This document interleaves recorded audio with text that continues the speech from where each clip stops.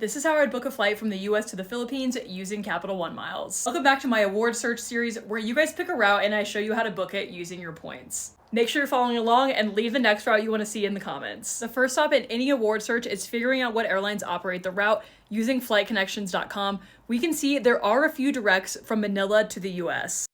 These are all going to be operated by Philippine Airlines with the exception of the route to San Francisco, where we can see there is a route operated by United. This is going to be the most direct and easiest route, but Capital One points don't transfer to United directly, so to get around this, you would have to transfer to a partner like Air Canada, where your Capital One miles can be transferred. But just because we found the flight on United does not necessarily mean it will be available on Air Canada. You have to find basically the lowest level ticket called a Saver Award Fare.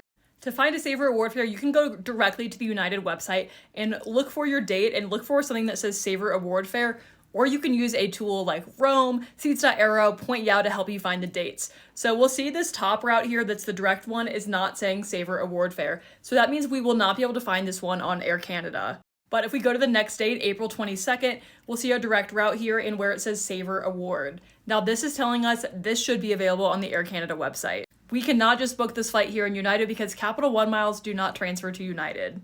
So now that we found our date, we go to the Air Canada website and search for a route. We can see the same direct route operated by United is available for 50,000 miles. To transfer your miles, you would log into Capital One, click on Transfer Rewards, and find Air Canada. Then you would just type in 50,000 points and transfer your points over to book it. Like I said, this availability can be tough to come by, so here are some other options that usually have more availability.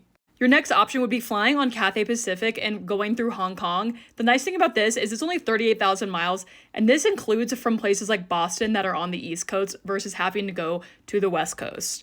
And again, you can use flightconnections.com and filter on Cathay Pacific at the top to see which cities fly to Hong Kong directly. A third option is going through Singapore Airlines. This is going to cost you about 39,000 miles, but if you want to split up your journey, you can actually do a stopover in Singapore to break up your journey a little bit, and it's not going to cost you any extra. So if you pick that offer of 38,000 miles each way, that's about 76,000 miles, which you could book a round trip ticket from using the sign-up bonus from just one card, the Capital One Venture card that has the elevated best time offer going right now.